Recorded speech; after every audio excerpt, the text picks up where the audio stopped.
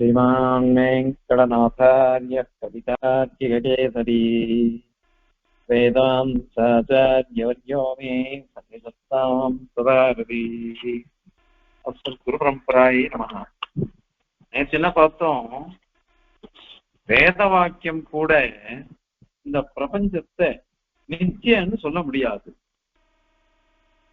வேத வாக்கியத்தினால பிரத்யக்ஷமா தெரிகிற இந்த பிரபஞ்ச சத்தியத்துவம் பிரபஞ்ச மித்யாத்துவத்துல போய் முடியாது, அதை சாதிக்கவே முடியாது உங்களால அப்படின்னுட்டு சொன்னோம். அதுக்கு மீமாம்சகால் சொல்லக்கூடிய ஆதித்யோ யூபகா இந்த மாதிரி வாக்கியங்கள் எல்லாம் கூட பிரமாணமா காமிச்சு அவளே அவ மீமாம்சகால் ரொம்ப மூர்த்தன்யமா சொல்றா. வேதாந்தத்துக்கு வேதத்துக்கு பிராமான்யத்தை அவ மூர்த்தன்யமா சொல்றா. அவளே கூட இந்த மாதிரி விஷயங்கள்ல வேதம் சொன்னா கூட பிரத்யக்ஷ விருத்தமா சொன்னா கூட ஒரேடியா அப்பிரமாணமா சொல்லக்கூடாது.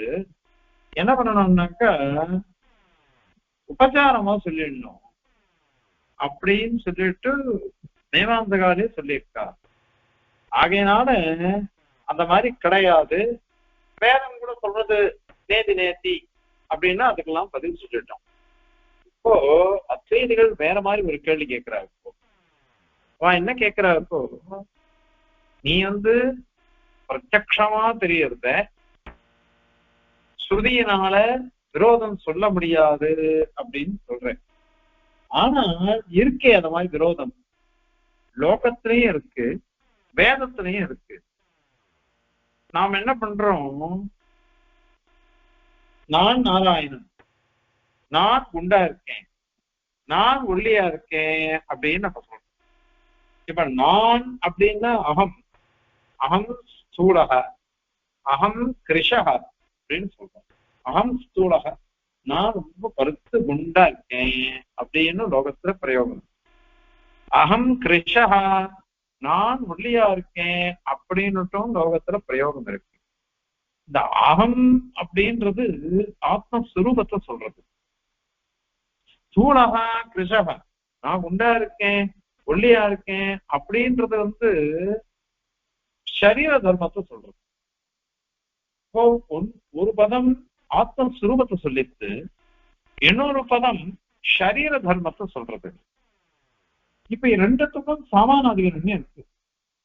ஸ்தூலோகம் கிருஷோகம், குண்டா இருக்கேன் ஒல்லியா இருக்கேன் நானு அப்படின்னு இருக்கே, இது சாமானாதிகரண்யம் சொல்றது. அப்ப சாமானாதிகரண்யம் சொல்லச்சு என்ன ஆகுதுன்னாக்கா தேகாத்ம பிரமம் வருது. நான் தேகமே, தேகமே நான் அப்படின்றத நினைச்சுட்டுதான் நாம் பேசுறோம். லோகத்துல அது இருக்குது. தேகாத்ம பிரமன்றது லோகத்துல இருக்கு. அதனால அகம் ஸ்தூலக அகம் கிருஷான்னு இருக்குதே. இப்ப இது நமக்கு சாஸ்திரத்தினாலதான் கண்டிக்கப்படுறது.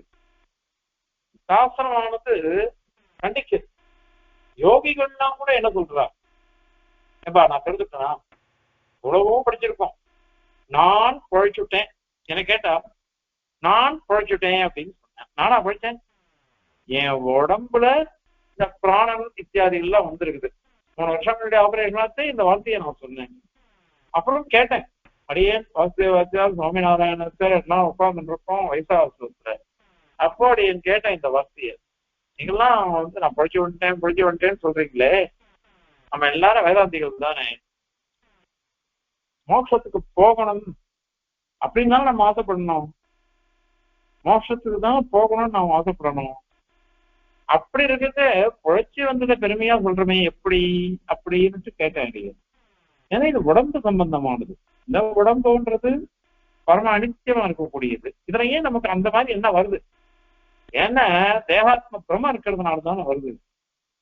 அதுக்கு வேதாந்த பிரமா அவ சொல்லிட்டு போயிட்டா. அப்படி இல்ல, சம்பிரதாயத்துக்கு வேணும் நீர்லாம், அதுக்கோசரம் தான் நீர்லாம் காப்பாத்திட்டு வரணும், நீர்லாம் உடம்ப காப்பாத்திக்கணும் நல்லா இருக்கணும் நாங்க சொல்றோம். உண்மையிலேயே நம்ம தாங்க அது சம்பிரதாயத்தை காப்பாற்ற போறது இல்லை. பெரிய பெரிய மகான்கள் எல்லாம் காப்பாத்தின்னு இருக்கா, இன்னமும் காப்பாற்ற போறா.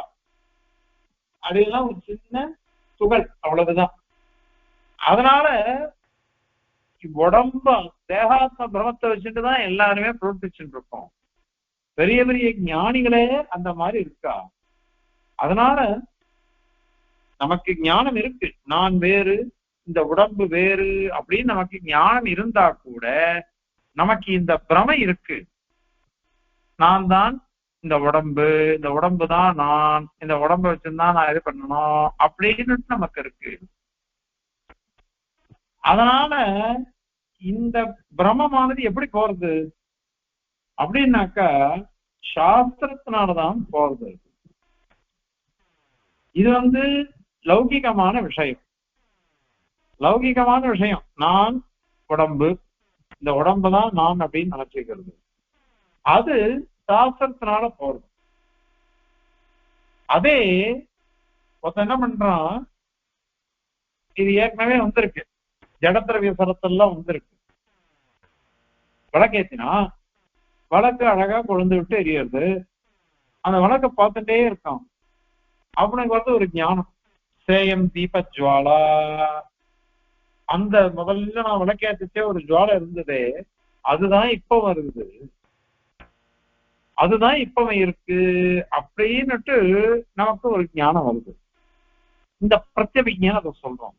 சேயம் தீப ஜுவாலா, அந்த முன்னாடி முதல்ல ஜுவாலை எது வந்ததோ, சுடர் வந்ததோ, அந்த சுடர் தான் இப்ப இருக்கு, அப்படியே இருக்கு அப்படின்னு. அந்த மாதிரி பிரவாகம் போயிட்டு இருக்கு. ஜலம் வேக வேக வேகமா பிரவாகம் போயிட்டு இருக்கு. பிரவாகம் பாரு ஒரே மாதிரி அப்படியே போயிட்டு இருக்கு. இப்ப ஒரே மாதிரி இருக்குன்றோம், ஒரே மாதிரி இல்ல, மாறிதான் இருக்கு. தீபஜ்வாலையும் அது மாதிரிதான் ஒவ்வொரு க்ஷணமும் மாறிட்டு இருக்கு. அதுக்கு நாம என்ன சொல்லுவோம், அந்த திரியோ எண்ணெயோ காத்தோ இதெல்லாம் ஏத்துண்டு அதுக்கேத்த மாதிரிதான் இந்த ஜுவாலைங்கிறது கொஞ்சம் பெருசாகவும் சின்னதாகவும் அப்படி எல்லாம் இருக்கும். இந்த மாதிரி இருக்கு. ஆக தீபஜ்வாலைங்கிறது இத மாதிரி இருக்கு. இப்ப பிரத்யபிஜ்ஞ, இந்த பிரத்யபிஜ்ஞானது இப்போ இதை இந்த சேயம் தீபஜ்வாலா அப்படின்னு லோகத்துல இருக்கு. சேயம் தீபஜ்வாலான்றது அந்த தீபஜ்வாலை தான் இப்பொழுது இருக்கிறது அப்படின்னு சொல்றோம். அப்படி சொல்லச்சார் என்ன ஆகுதுன்னாக்கா, அந்த தீபஜ்வாலை ஒரே தீபஜ்வாலை கிடையாது, வேற வேறதான். இது பிரத்யக்ஷத்தினால தெரியறது. இந்த தீபஜ்வாலையானது ஒரே மாதிரி இருக்குன்னு அதை அனுமானத்தினால நிராகரிக்கணும். இது ஒரே தீபஜ்வாலை இல்லை, வேறு வேறு தீபஜ்வாலை. அதற்கு மூல காரணம் என்னன்னா இதெல்லாம் சொல்றோம். அது திரியில இருக்கலாம், திரியில என்ன போறது இருக்கலாம், என்ன குறைபாடு இருக்கலாம், காத்து இருக்கலாம், இத்தனை பேதம் இருக்கிறதுனால வேற வேற இருக்கு அப்படின்னு கண்டிக்கிறோம், நிராகரிக்கிறோம். அப்போ பிரத்யக்ஷம் பாதிக்கப்படுறதா இல்லையா? நீ என்ன சொன்ன, பிரத்யக்ஷம் தான் பரம உபஜீவியமான பிரமாணம், அந்த பிரமாணத்துக்கு விரோதமா எது சொன்னாலும் அதை தள்ளிவிடணும் அப்படின்னு நீ சொன்ன. ஆனால் அது எப்படி வரும்?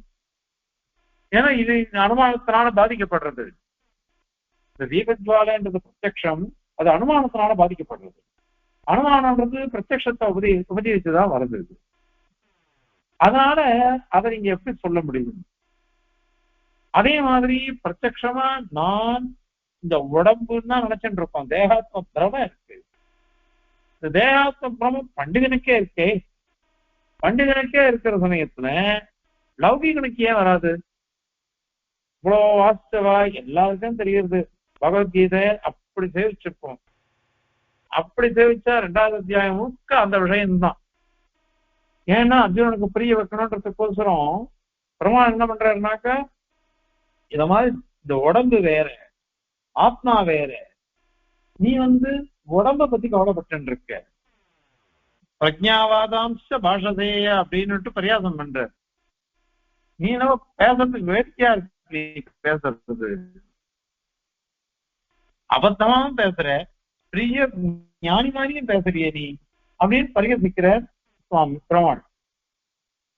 அதனால அது முழுக்க சேவிச்சுட்டு கடைசியில நமக்கு என்ன வருதுன்னா, உடம்புலையே நமக்கு புத்தி வருது, நான் தான் என் உடம்புதான் ஆத்மான்னு. அது எதனால பாதிக்கப்படுறதுன்னா சாஸ்திரத்தினாலதான் பாதிக்கப்படுறது. உடம்பு வேற, ஆத்மா வேற அப்படின்னு தெரியுது. அதனால இப்ப ஒரு பிரத்யக்ஷமான தேகாத்ம பிரமம் இருக்கு, அத மாதிரி பிரத்யக்ஷமான ஜுவாலைக்கிய பிரமம் இருக்கு, தீப ஜுவாலையினுடைய ஐக்கிய பிரமம் இருக்குது. இது ரெண்டு இருக்கு. இந்த ரெண்டுத்துக்கும் விரோதம் எதனால அப்படின்னாக்க அனுமானத்தினாலையும் சாஸ்திரத்தினாலையும் விரோதம் வந்து தள்ளி விடுறது. அத மாதிரி இன்னொன்னு ஒண்ணு இருக்கு. ஒருத்த என்ன பண்றான்னாக்கா கண்ணாடி முன்னாடி நிக்கிறான். கண்ணாடி முன்னாடி நிக்கிற சமயத்துல தன் முகம் கண்ணாடியில தெரியுது. அதை பார்க்கட்டு கண்ணாடியில இருக்கக்கூடிய தோஷங்கள் கூட முகத்துல தெரியுது. முகத்துல தெரியிட்டு அவன் என்ன நினைக்கிறான்னாக்கா என்னுடைய முகம் கண்ணாடியில தான் இருக்குன்னு நினைச்சுக்கிறான். அந்த தோஷங்கள்லாம் என்கிட்ட இருக்குன்னு நினைச்சுக்கிறான். இதுவும் முகத்துல இருக்கா இல்லையா? அத மாதிரி ஒருத்தன் நம்ம ட்ரெயின்லாம் போயிட்டு இருக்கோம் பாருங்க, ரயில்ல போறோம். போற சமயத்துல ட்ரெயின் வேகமா போயிட்டு இருக்கு. ஆனால் பிரமம் எப்படி வருது? மரங்கள்லாம் கிடுகிடு பின்னாடி வழியா போயிட்டு இருக்கு, எதிர போயிட்டு இருக்கா மாதிரி மரமா போறது. அதுல கூட பாருங்க, நம்ம பக்கத்துல இருக்க ட்ரெயின்ல போயிட்டு இருக்கோம். இப்ப பக்கத்துல மரம் இருந்ததுன்னா அது வேகமா போறது. தூரத்துல மரம் மலை வீடெல்லாம் இருந்ததுன்னா அது மெதுவா போற மாதிரி இருக்கும். இது அத்தனையும் பிரமதானே, பிரமந்தான் அத்தனையுமே. இது வந்து எதனால வருது? நம்ம கிட்ட கண்ணுல இருக்கக்கூடிய ஏதோ ஒரு தோஷம், அது பிரத்யட்சமா பார்க்கணும். அந்த பிரத்யட்சமா இதை நம்ம பார்த்துட்டு அத அனுமானத்தினாலேயோ அல்லது சப்தத்தினாலேயோ வேற ஏதாவது பிரமாணத்தினாலேயோ அது தள்ளிடுறோம். அப்ப பாதிக்கப்படுதல் அப்படிங்கிறது பிரத்யக்ஷத்துக்கு கூட இருக்கா இல்லையா? பிரத்யக்ஷத்துக்கும் இருக்கு. அந்த மாதிரிதான் இந்த ஜெகத்து கூட, பிரபஞ்சம் கூட அந்த மாதிரி இருக்கட்டுமே. ஆகமம் முதலானவைகள்னால அவைகள்லாம் தள்ளப்படுகின்றன, பாதிக்கப்படுகின்றன அப்படின்னுட்டு அவ சொல்றாரு, அத்வைதிகள் சொல்றார். இப்படி சொல்றதுனால பிரத்யக்ஷம் பிரமாணம் அப்படின்னுட்டு சர்வாத்தனை நீ ஒத்துக்க வேண்டியது இல்லை. சாஸ்திரமும் பிரமாணம், சாஸ்திரமும் பிரத்யக்ஷத்தை அடிக்கும், அனுமானமும் பிரத்யக்ஷத்தை அடிச்சிடும். பாதிக்கிறதுனால அந்த மித்யாத்வன்றது இந்த பிரபஞ்சத்துக்கு வந்தா தோஷம் இல்லையே. பிரபஞ்சத்துக்கு மித்யாத்வம் தான் வரும். ஏன்னா சாஸ்திரம் பாதிக்கிறது. எப்படி இந்த உடம்பே ஆத்மான்னு நினைக்கிற புத்திக்கு சாஸ்திர சித்தமான ஞானமானது விரோதமா வந்து தள்ளிவிடுறதோ, அந்த மாதிரி இந்த பிரபஞ்சம் சத்தியம் அப்படின்னு நாம நினைச்சுட்டு இருப்போம். அந்த பிரபஞ்ச சத்தியத்துவமானது இந்த சாஸ்திரத்தினால பிரபஞ்ச மித்யாத்வமா சித்திக்கிறது. அது இருந்துட்டு போட்டுமே. அது அத மாதிரி மித்யாத்வன்றது சாஸ்திரத்தினால சித்திக்கிறது அப்படின்னு சொல்லிட்டு அத்வைதிகள் ஆக்ஷேபிக்கிறார். அத வந்து தவறு அப்படின்னு இங்க சாதிக்க போற. இத பாஷ்யக்காரர் ஒரு விஷயம் சாதிக்கிறார் ஸ்ரீபாஷ்யத்துல. முதல்ல இருக்கிறது பின்னாடி இருக்கிறது, ரெண்டாவது ஆவது மூணாவது ஆவது, இத மாதிரிலாம் எதுக்கு நீங்க சொல்றீங்கோ? அது வேண்டாம்.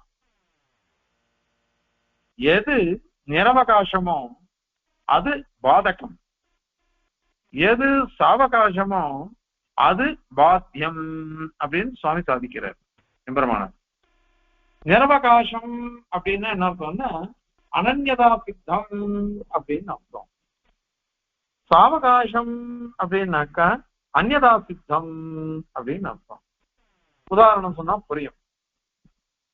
அஹிம்சா சர்வா பூதானி அப்படின்னு யாரையுமே ஹிம்சை பண்ணாதீங்கோ, யாரையுமே ஹிம்சை பண்ணாதீங்கோ அப்படின்ட்டு சாஸ்திரம் சொல்றது. அப்புறம் இன்னொரு சாஸ்திரம் என்ன பண்ணிட்டு அக்னி சோமியம் பசும் ஆனபேத அப்படின்னு சொல்லிடும். அக்னி சோமன் இந்த ரெண்டு தேவதையை உடைய பசு வெள்ளாடு, அத வெட்டி யாகம் பண்ணு அப்படின்னு சொல்லிடுது.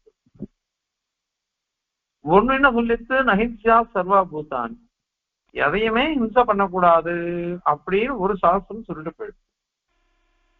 இன்னொரு சாஸ்திரமும் இத மாதிரி ஆட்டை வெட்டி யாகம் பண்ணு அப்படின்னு சொல்றது. ஆட்டை வெட்டி யாகம் பண்ணினாக்கா நஹிம்சா சர்வா பூதானின்ற சாஸ்திரத்துக்கு விரோதம் வருது. நஹிம்சா சர்வா பூதானின்ற சாஸ்திரத்தை வச்சுட்டு யாகத்தை நம்ம ஆட்டை வெட்டலன்னாக்கா இந்த சாஸ்திரம் விதிக்கிறது பாருங்க யாகத்தை, அது வியர்த்தமா போயிடும், வியர்த்தமா போயிடும்.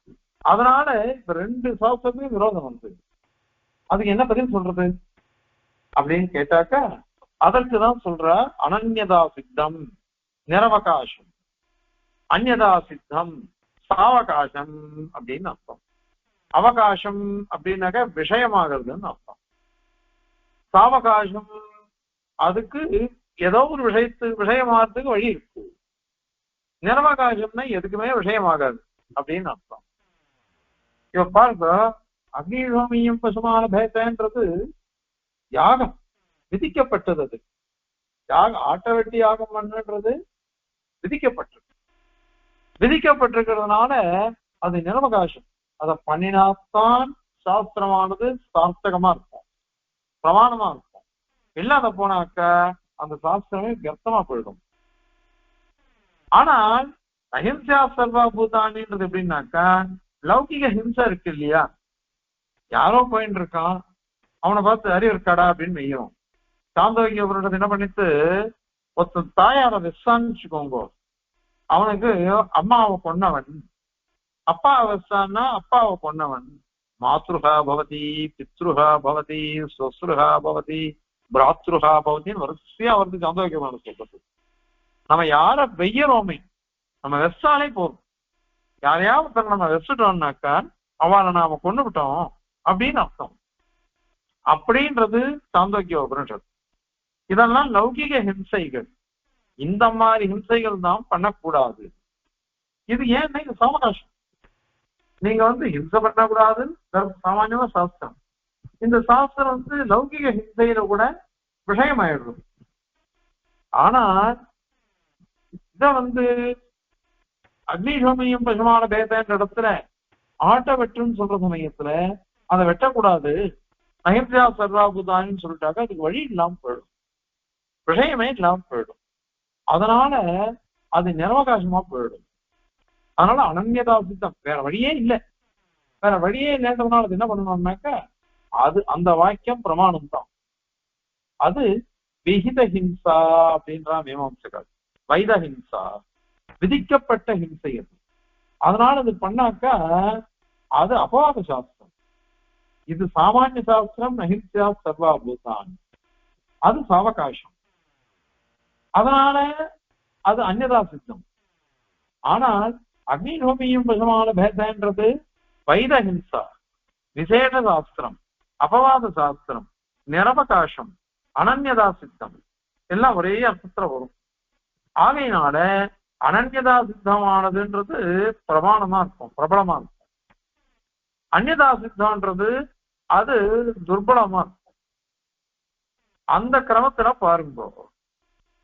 இப்ப பாத்துருங்க, பிரத்யக்ஷம் அப்படின்றது பிரமாணம் வாஸ்தவம், சாஸ்திரம்ங்கிறதும் பிரமாணம், அனுமானமும் பிரமாணம் தான்.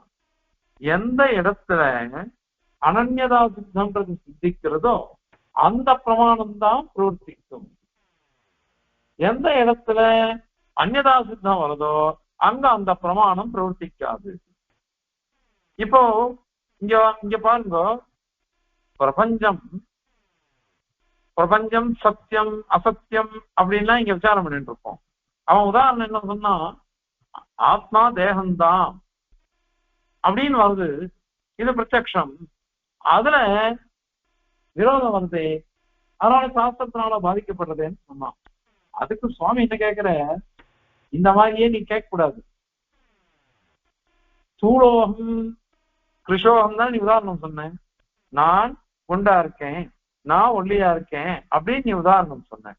இன்னொரு பிரயோகமும் இருக்குது, மம சரீரம் ஸ்தூலம், மம சரீரம் கிருஷம். நான் என்னுடைய உடம்பு பருத்து கொடுத்து, என்னுடைய உடம்பு இதுவா ஒல்லியா போயிடுச்சு, இறைச்சி போயிடுச்சு.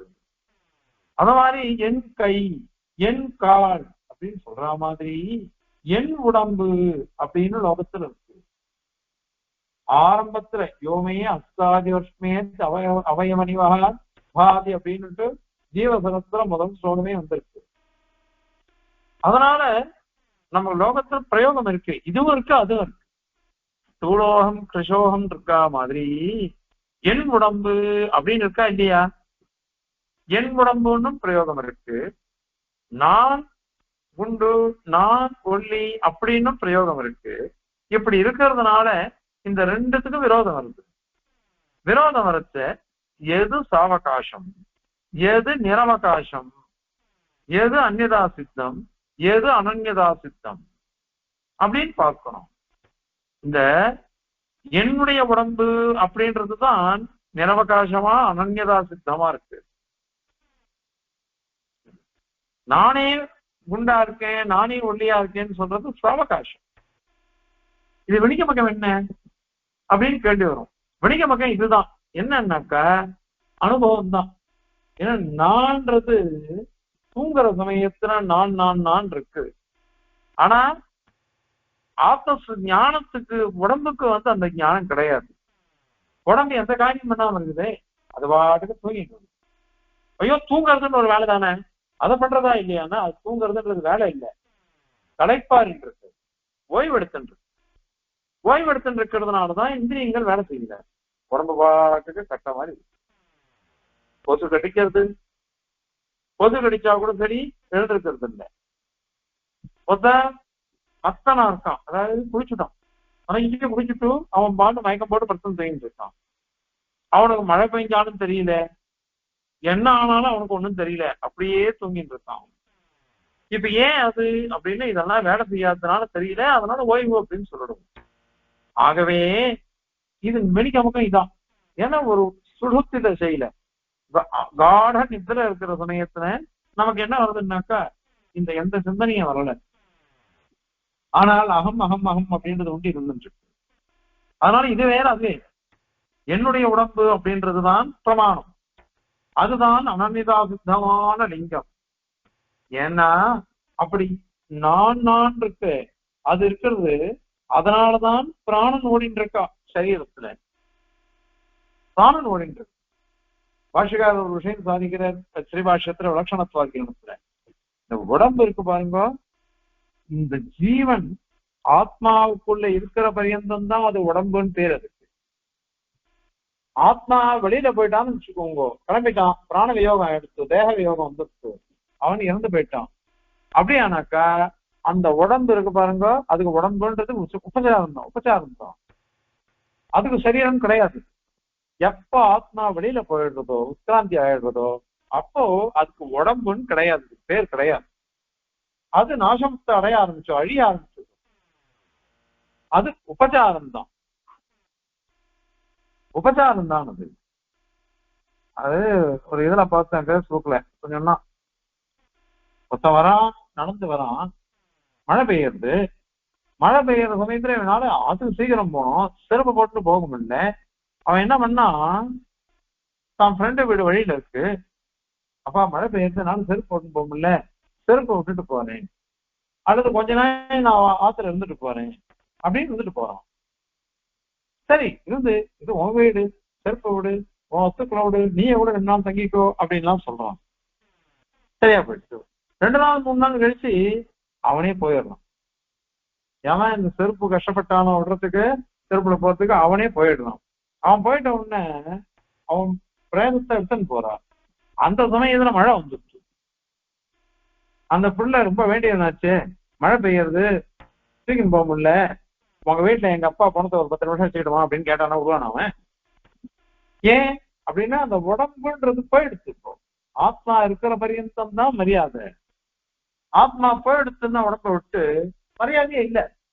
ஏன்னா அதுக்கு ஒண்ணும் இது கிடையாது அப்படின்னு சுவாமி சாதிக்கிறார். ஆகையினால எம்பெருமானார் விலட்சணத்துவாதிகளத்துல சாதிச்சிருக்கார் இந்த விஷயத்தை.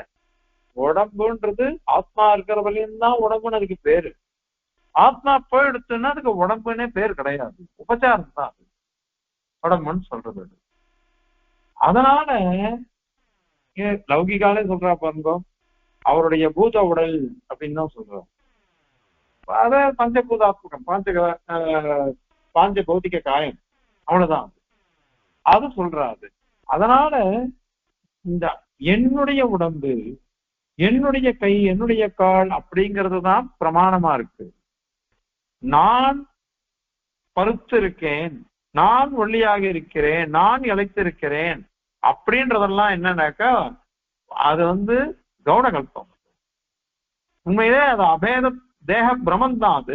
அது ஏன் அப்படின்னுட்டு பாஷகாரே சாதிச்சிருக்க, கீதா பாஷத்திலையும் சாதிச்சிருக்க, கீதா பாஷத்திலையும் சாதிச்சிருக்க, அந்த மாதிரி ஸ்ரீபாஷத்துல அங்கங்க சாதிக்கிறார். அது என்ன அப்படின்னாக்க அபேதம், அபேதத்துல பேதம். நாம அபிரதக் சித்தமா இருக்கோம், இருக்கு உடம்பும் ஆத்மாவும் பிரிக்க முடியாம இருக்கு, அபிரதக் சித்தமா இருக்கு. அபிரதக் சித்தமா இருக்கிறதுனால இந்த அபேத உபச்சாரம் தேக பிரம மாதிரி வந்துருக்கு. இத கீதா பாஷ்யத்துல நிறைய இடத்துல சாதிச்சிருக்க பாஷ்யக்காரர். அதனால அகம் கிருஷக அகம் ஸ்தூலக இப்படின்ற பிரதீதி அப்படிதான் அது. அதே மாதிரிதான் சேயம் தீபஜ்வாலான்ற ஒரு இது இருக்கு பாருங்க, அதுவும் நிரவகாசமான அனுமானத்தினால சாவகாசமான பிரத்யக்ஷ சித்தமான சத்தியபிஜையானது பாதிக்கப்படுகிறது. இங்க சாவகாசமா போயிடுச்சு. ஏன்னா நமக்கு தெரியறதே. ஏன்னா என்ன பண்ணா விளக்கேத்தினா வழக்கு நல்லா எழுதிட்டு இருக்குது, சேயம் தீபஜ்வாலான்னு சொன்னா சரி, அதெல்லாம் எடுத்து கொஞ்ச நாள் கழிச்சு வழக்கு மலையை ஏற்றிருக்கோம். வழக்கு மலையை ஏறின உடனே அதடா மலையை எடுத்து திருப்பி ஏற்றி வைக்கிறான். திருப்பி ஏற்றிட்டு அவன் அதே வார்த்தையை சொல்றான், சேயம் தீபஜ்வாலா. முன்னாடி எப்படி இருந்ததோ அதே ஜுவாலை எப்பயும் இருப்பார். உண்மையிலேயே நடுவில் மலையேற்றா இல்லையா? மலையேறினா கூட அவன் என்ன பண்ணான்னாக்கா சேயம் தீபஜ்வாலா அப்படின்னு பிரயோகம் பண்றான். அதனால இதுவும் லோகத்துல இருக்கு, சேயம் தீபஜ்வாலான்னுட்டு இது கூட இருக்கு. அது அத்தனையும் பிரம என்ன அர்த்தம்? சாவகாசமா போயிடுச்சு, அந்நியதா சித்தமா போயிடுச்சு. அது அந்நியதா சித்தமா போயிடுவே அனன்யதா சித்தமான அனுமானத்தினால அதை நாங்க நிராகரிச்சிருவோம். சேயம் தீபஜ்வாலான்றது தவறு. அதனால எங்கேயுமே எப்படி தெரியறதுன்னு வச்சுக்கோங்க, ஒரு வஸ்து சரியா தெரியறது தப்பா தெரியறது அப்படின்றது எதனால வரும் அப்படின்னாக்க, எந்த ஞானம் வந்ததோ அந்த ஞானத்துல தோஷம் இருக்கும். தோஷம் இருந்ததுன்னாக்க அதுக்கப்புறம் ஒரு பாதக ஞானம் வரும். ஒரு கயத்தை பார்த்துட்டு பாம்பு ஞானம் வந்தது, இது தோஷம். கயத்தை பார்த்துட்டு பாம்புன்னு வந்தது ஒரு தோஷம். அதுக்கப்புறம் இது கயிறு தான் பாம்பல்ல அப்படின்னு ஒரு பாதக ஞானம் வந்தது. அந்த பாதக ஞானத்தினால இந்த தோஷ ஞானமானது நிவர்த்தமா போயிடுச்சு, இது தள்ளப்பட்டது. அதனால இந்த ரெண்டு தான் மூல காரணம். இந்த ரெண்டும் மூல காரணமா போயிடுவே நீங்க சேயம் தீபஜ்வாலான்னு ஞானம் வந்தது எனக்கு, அதுவும் பிரத்யக்ஷமா தான் வருது. அந்த மாதிரி இதம் ரஜதம் அயம் சர்பக அப்படின்னு ஞானம் வருது, அதுவும் எனக்கு பிரத்யக்ஷமா தான் வருது. அதுக்கப்புறம் என்னாச்சு, நேதம் ரஜதம் நாயம் சர்பக ஜுவாலா பேதையே அஸ்தி ஜுவாலைக்கியம் நாஸ்தி அப்படின்லாம் ஒரு ஞானம் பாதக ஞானம் வருது. அது வந்ததுன்னாக்கா அப்ப என்ன ஆகுதுன்னாக்கா இந்த பிரத்யக்ஷம் கூட பாதிக்கப்படுறது, அந்நியதா சித்தமா போயிடுச்சு, சாவகாசமா போயிடுச்சு. அதனால துர்பலமா போய் அது பாதிக்கப்படுகிறது. அதுதான் சித்தாந்தம். அதனால எங்க அனன்யதா சித்தமா நிரவகாசமா இருக்கோ அதுதான் பிரமாணமா இருக்கும், பிரபலமா இருக்கும். எது அந்நியதா சித்தமாகவோ சாவகாசமா இருக்கோ அது எப்பொழுதுமே துர்பலமா இருக்கும், அது பிரமாணமா இருக்காது.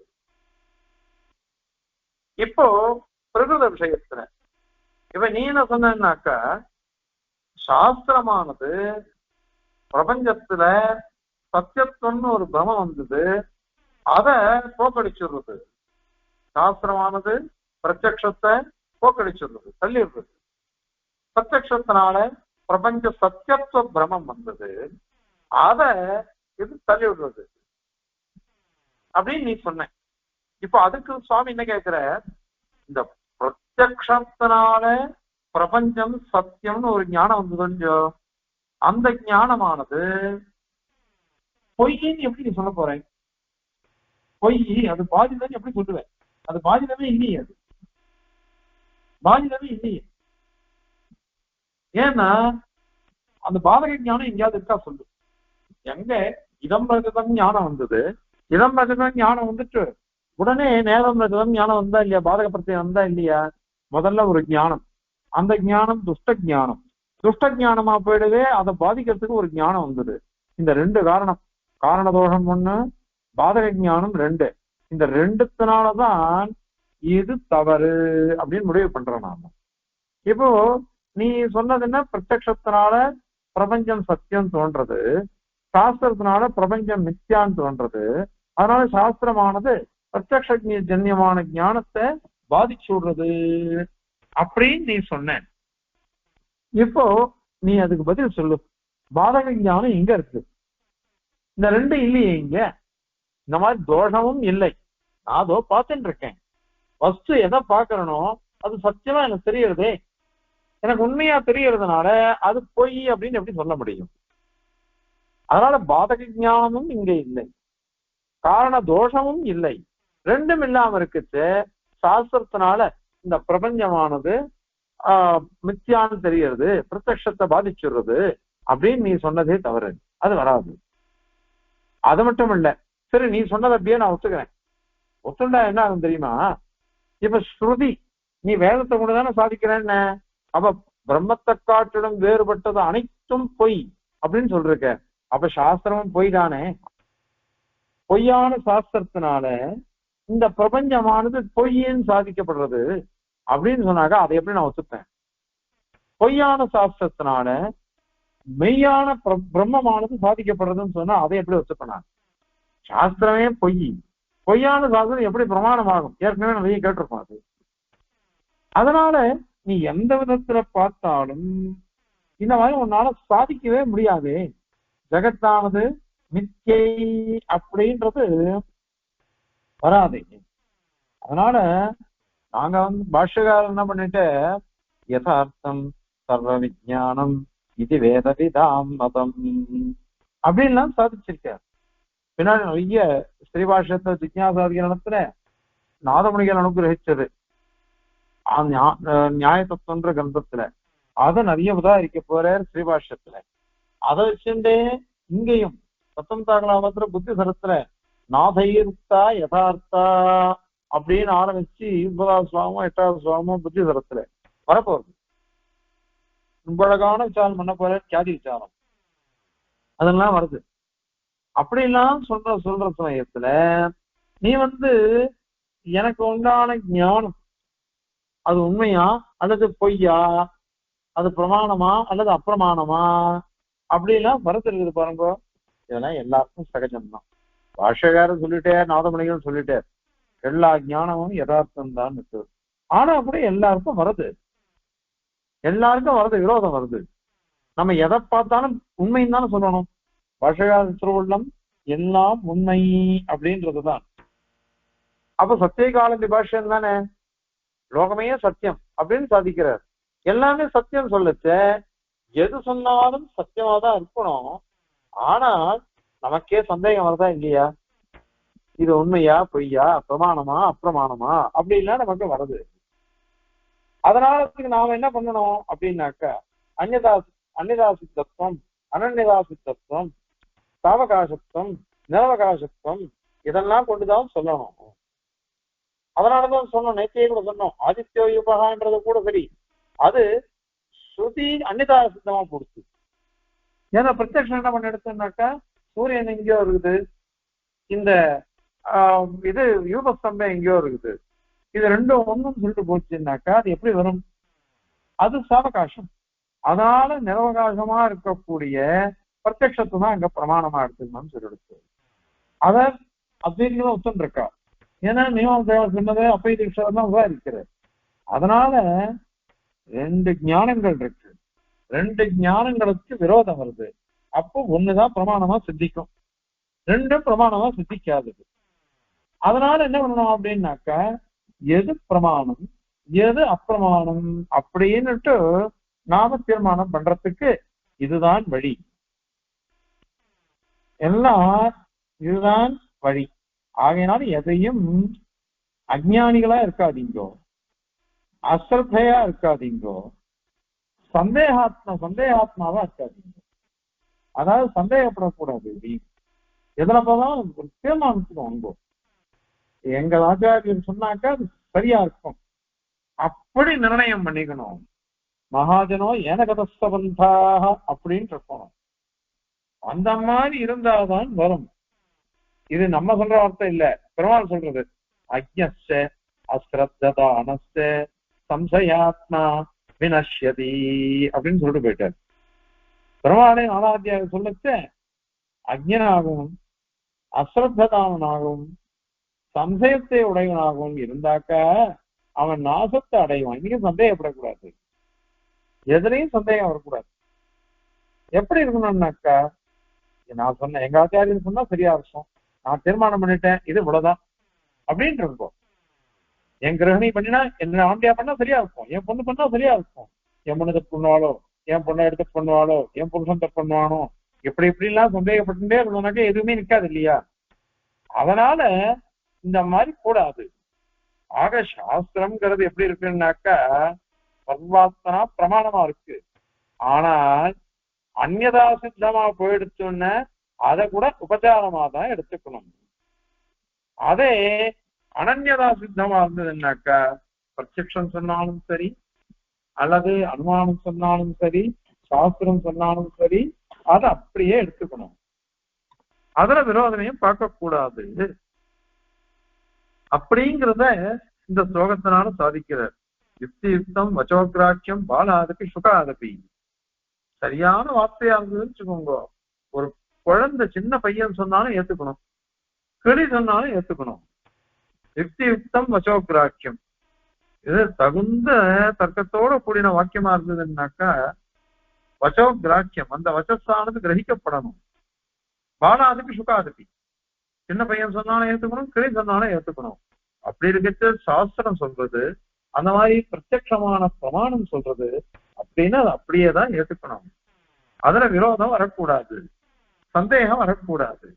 இப்ப பிரத்யக்ஷமா நம்ம பிரபஞ்சத்தை அனுபவிச்சுட்டு இருக்கோம். பிரபஞ்சத்தை நம்ம பிரத்யக்ஷமா அனுபவிக்கிச்சே அதை அப்பிரமாணம், அது பொய், சாஸ்திரம் அப்படி சொல்லிடுத்து அப்படின்னு சொல்ற. நீ கட்சியில அந்த சாஸ்திரத்தையே பொய்ன்னு சாதிக்கிற. சாஸ்திரமே பொய்னாக்கா அந்த பொய்யான சாஸ்திரத்தினால எப்படி பொய் சித்திச்சது, எப்படி உண்மை சித்தித்தது? உண்மையும் சித்திக்காது, பொய்யும் சித்திக்காது சாஸ்திரத்தினால. அதனால இது ரெண்டுமே தவறு நீங்க சொல்றது அப்படிங்கிறத இந்த ஸ்லோகத்தினால சுவாமி சாதிக்கிறார். இப்போ ஸ்லோகத்தை சேவிச்சு அது தாத்பரியத்தை சேவிக்கலாம். பிரத்யக்ஷேணைவ பும்சாம் பவதி திருடதரஹ தேஹ ஏவ ஆத்மமோகஹ ஜ்வாலைக்ய பிரத்யபிஜ்ஞாதி உபயமபி ச தத் வாத்யதே ஆகமாத்யைஹ தஸ்மாத் அக்ஷாதி சித்தம் ஸ்ருதிபிரபி ஜகத் வாத்யதாம் இதி அயுக்தம் சந்தேகார்ஹேஷு சக்தம் யதிஹ ந கலு தத் தோஷ தூரே ஸ்யாத் அப்படின்னு சாதிக்கிறார் சுவாமி. பும்சாம் எல்லா ஜனங்களுக்கும் அர்த்தம், புருஷால்னா எல்லா ஜனங்களுக்கும் அர்த்தம். தேகை ஏவ, தேகம் ஆத்மா இல்லாத தேகத்திலேயே திருடதரக, திருடமா இருந்தது. எப்படி? மோக்ஷ பர்யந்தம் தள்ளவே முடியாது. எல்லாருக்கும் இருக்கு. என்ன இருக்குது? மோகம் இருக்குது. நாம சாக மாட்டோம், நம்ம உடம்புதான் பிரிஞ்சு போறது அப்படின்ற ஞானம் வரணுமா வேண்டாமா? அது வரல. ஐயோ நான் போயிடுவனே அப்படின்னா லோகத்துல இருக்கு. அதனால தேகத்திலேயே அகம் அப்படின்னு ஒரு ஆத்ம பிரம்மம் வருது. அது எதனால வந்தது? பிரத்யக்ஷத்தினாலேயே வந்தது. பிரத்யக்ஷத்தினாலேயே வருது. பிரத்யக்ஷத்தினாலேயே அது வந்தது. அந்த மாதிரிதான் ஜுவாலைக்கிய பிரத்யபிஜாத்யபி தேயம் தீபஜ்வாலா அப்படின்னு ஒரு பிரத்யபிஜை இருக்கு. அந்த தீபஜ்வாலை தான் இப்பவும் இருக்கு அப்படின்னு ஆதிசப்தமும் இருக்குது. அது ஆதிசப்தத்துக்கு நம்ம இது பாக்குறோம் பாருங்க, கண்ணாடியில நம்ம முகத்தை அதெல்லாம் தீபஜ்வாலை பின்ன பின்னம் வேறு வேறா இருந்தா கூட சைவ ஈயம் சேயம் தீபஜ்வாலா சைவ ஈயம் அந்த தீபஜ்வாலை தான் இது அப்படின்னு இருக்கிறது. இது ஐக்கியம். ஐக்கியம்ன்றது ஜுவாலை ஐக்கியம்ன்றது பிரமம். அது அதுவும் பிரத்யக்ஷத்தினாலதான் தெரியுது. அதுவும் திருடதனமா இருக்குது, எல்லாருக்கும் இருக்குது. இந்த ஐக்கியம்ன்றது பிரம்மம் தெரிஞ்சா கூட நம்ம ஒரே மாதிரி இருந்துட்டு பத்தியா நான் அப்ப கேட்கிறேன். அம்மாங்கள்லாம் மாவளை கேட்குவார். மாவளை கேத்துனா ஞானம் இருக்கு. அவளை என்ன சொல்லுவா, நான் அப்பல இருந்து ஒரே மாதிரி பார்த்துட்டு இருக்கேன், நான் மாத்திர பெருமாள் மாவளை கேத்துனான்னு அப்படியே இருப்பாரு அப்படின்னு சொல்றாங்க. இது எல்லாருக்கும் இருக்கு. இதுல ஆதிபத்தியத்தினால தர்ப்பணம் கண்ணாடியில இருக்கக்கூடிய முகப்பிரமம் அதெல்லாம் எடுத்துக்கணும். அதனால இது ஒரே ஒரு விஷயம், ஞானிகளுக்கும் இருக்கு பாமராளுக்கும் இருக்குது. இங்க பிரத்யக்ஷேனீவன் அப்படின்னு ஒரு ஏவகாரம் இருக்கு, தேகே ஏவன் அப்படின்னு ஒரு ஏவகாரம் இருக்கு. ரெண்டு ஏவகாரம் போட்டிருக்காரு. ஒன்னும் பிரமாணத்தினால பிரத்யக்ஷத்து பிரமாணத்தினாலதான் நீ தான் சொன்ன பிரத்யக்ஷம் தான் பெரிய பிரமாணம், அந்த பிரமாணத்தினாலேயே இப்படி தெரியுது தேகமே ஆத்மா அப்படின்னு ஏவகாரம் இருக்கு, அதுவும் தெரியுது. அதனால ரெண்டு ஏவகாரம் கூட இன்னொன்னு இருக்குது, திருடதரம்னு ஒரு பதம் இருக்கு. திருடதரம் இது பெரிய ஞானிகளுக்கு கூட அந்த மாதிரி வருது, ஞானிகளுக்கு கூட வருது. ஒன்னே ஒண்ணு ஞானிகளுக்கு எல்லாம் வருதெல்லாம் ஔபாதிகமா வருது, ஏதோ ஒரு காரணத்தினால வருது. குழந்தை அழறது, கீழே விழுந்துடுறது, அடிபடுறது, அப்ப நம்ம மனசு பதறது, உடம்புதானே அடிபட்டது, ஆத்மாவுக்கு அடிபட்டது அப்படின்னு நம்ம நினைக்கிறோம். அந்த மாதிரி நினைக்கிறது இல்லை, நமக்கு தெரியுது. நாம எல்லாருமே இதை வாசிச்சுட்டு இருக்கோம். நீங்க அத்தனை பேரும் காலக்ஷேபம் பண்றவாதான் உங்க எல்லாருக்குமே தெரியும் இந்த சரீரம்ன்றது அனித்தியம், அனித்தியானி சரீராணி விபவோனி சாஸ்திரா அப்படின்லாம் நமக்கு தெரியுது. ஆனாலும் கூட நம்ம பதறமா இல்லையா, இது நமக்கு ஔபாதிகம். ஆனால் பாமர ஆளுக்கு அது பிரமம், அது பிரமம். ஆக உபயமபிச்சு தது இந்த ரெண்டு விதமானது ஞானம், அதாவது பச்சை விஞ்ஞானமும் சரி, தேகமே ஆத்மா அப்படின்னு தேகாத்ம பிரம்ம ஜானமும் சரி, இது ரெண்டுமே என்னன்னா அபரோக்ஷம். தத்து அபரோக்ஷம் தான், பிரத்யக்ஷம் தான். அது பிரத்யக்ஷத்தினாலேயே வருது அது. அதனால ரெண்டுமே பிரத்யக்ஷத்தினால சேயம் தீபஜ்வாலான் பிரத்யபிஜேயம் தேகாத்ம பிரமம் இது ரெண்டுமே பிரத்யக்ஷத்தினாலேயே தெரியுது. அந்த மாதிரிதான் நம்ம வண்டியில எல்லாம் போகச்சே மரம் எல்லாம் ஓடுற மாதிரி தெரியுது, அதெல்லாம் கூட சரி, அதுவும் பிரத்யக்ஷம் தான். அது அதெல்லாம் ஆகமாத்யி, ஆகமம் ஆதிசப்தத்தினால அனுமானம், அத மாதிரி அர்த்தாபத்தி, இத மாதிரி பிரமாணங்கள்னால அதெல்லாம் எப்பேற்பட்ட பிரமாணம், பரோட்சமான பிரமாணம். அது மாதிரி ஆப்த வாக்கிய ரூபமான சப்தம், வேதம் ஒரு ஆகமம், சப்தம்ங்கிறது ஆப்த வாக்கியமாவும் இருக்கு. நமக்கு வேண்டிய ஒருத்தர் இருக்கா, அவன் சொன்னாலும் நமக்கு சரியா இருக்கு, அதனால அது பரோட்சம் தான், அபரோக்ஷம் இல்ல, பிரத்யக்ஷம் இல்லை. அந்த மாதிரி அனுமானம் இவைகள்னால பாத்தியதேகி பாதிக்கப்படுகிறது. பாதிக்கப்படுறதுனால இது பிரத்யக்ஷம் எப்பொழுதுமே பிரமாணம்ன்றது கிடையாது அப்படின்னு ஆட்சேபிக்கிறார். எல்லாரும் அதை அங்கீகரிக்கிறோம், பார்த்துட்டு இருக்கோம். அதனால அக்ஷாதி சித்தம், பிரத்யக்ஷம் முதலானவைகளான சித்தமான ஜெகத்து, இந்த பிரம்மத்தை காட்டிலும் வேறுபட்ட இந்த பிரபஞ்சமானது பாத்தியதாம் பாதிக்கப்படட்டுமே. எதனால? ஸ்ருதி பிறப்பி, பரோட்சமான ஸ்ருதி ரூப சப்தங்கள்னால கூட இந்த பிரபஞ்சமானது சத்தியம் அப்படின்றது பாதிக்கப்பட்டிருக்கும். அதனால என்ன தோஷம்? இதி இந்த மாதிரி நீ ஆக்ஷேபம் பண்றது அயுக்தம், அது சரியில்லை. ஏன் அப்படின்னா சந்தேகார்கேஷு சந்தேகம் வந்து கொஞ்ச நேரம் சொன்னோம். எவ்வளவு பெரிய பண்டிதனா இருந்தாலும் சரி, பாஷ்யக்காரர் யதார்த்தம் சொல்ற விஞ்ஞானம்னு சாதிச்சிருக்க, அப்படி சொன்னா கூட நமக்கு என்ன வருதுன்னாக்கா சந்தேகம் வந்துடுறது. எனக்கு வந்த ஞானம் உண்மையா பொய்யா அப்படின்னு நமக்கு சந்தேகம் வருது. பிரமாணமா அப்பிரமாணமானா வருது. அதனால சம்சய யோக்கியம், சம்சயத்துக்கு தகுந்த விஷயங்கள்ல எது சக்தம், பிரத்யட்சமா இருந்தா கூட சரி, அது பாதிக்கப்பட வேணும்னா அது பாதிச்சுதான் ஆகணும். அது பாதிக்கப்படுதான் ஆகணும். ஏன்னா அது பாதக பிரத்யத்தினால சேர்ந்து இருக்குது. அதனாலதான் கயத்துல பாம்பு அப்படின்னு வந்தாக்கா அது பாதிக்கப்படுறது. அதனால சபரசுவாமி ஒரு விஷயம் சொல்றார் மீமாம்சா பாஷ்யத்துல, எது பிரத்யக்ஷம் நதது வியபிச்சரதி, எது வியபிச்சரதி நதது பிரத்யக்ஷம் அப்படின்னு சொல்லிருக்காரு. எது பிரத்யக்ஷமோ அது மாறி தெரியாது, தவறா தெரியாது. எது தவறா தெரியுறதோ அது பிரத்யக்ஷமா இருக்காது அப்படின்னுட்டு சபரசுவாமி சொல்லிருக்காரு.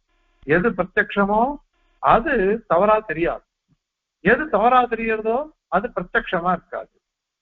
ஆக நமக்கு கயத்துல பாம்புன்னு வந்துன்னு வச்சுக்கோங்க, அப்ப என்ன ஆகும்னாக்க அங்க அது தோஷமா இருக்குது. அதனால பாதக பிரத்யம் இருக்குது. அதனால அது போய்தான் ஆகணும்.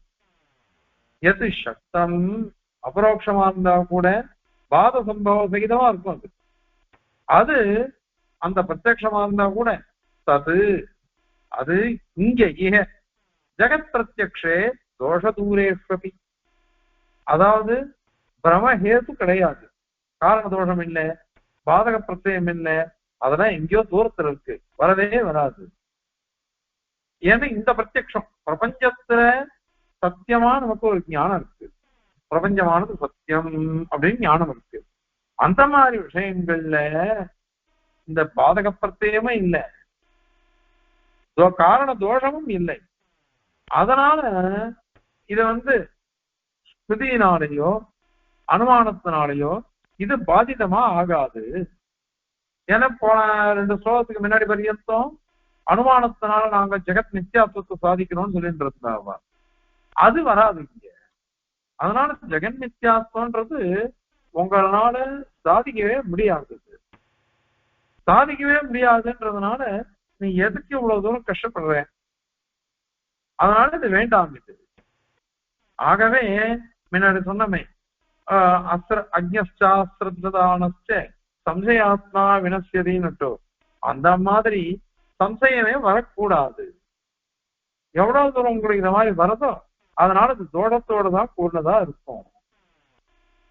ஆகவே பிரத்யக்ஷமானது நமக்கு சில விஷயங்களை காமிச்சு கொடுத்ததுன்னா அது தவறா இருந்ததுன்னாக்க பாதக பிரத்யம் வந்துடும். பாதக பிரத்யம் வந்துடுச்சுன்னாக்க அது அந்யதா சித்தம், சாஸ்திரமோ அல்லது அனுமானமோ அது பாதக பிரத்யத்தை காமிச்சதுன்னாக்க அது அனன்யதா சித்தம், நிரவகாசம். அதனால ஜுவாலைக்கிய பிரதிபிக்ஞையோ அல்லது தேகாத்ம பிரமமோ அந்த இடத்தெல்லாம் பிரத்யக்ஷம் பாதிக்கப்படலாம். ஆனால் இந்த ஜெகத் சத்தியத்துவம்ன்ற இடத்துல பிரபஞ்ச சத்தியத்துவமானது அது அபாதிதமா இருக்குது. அபாதிதமா இருக்கிறதுனால அது போகவே போகாது அப்படிங்கிறத இந்த ஸ்லோகத்தினால சாதிக்கிறது. இப்ப பார்க்கலாம் ஸ்லோகத்தை.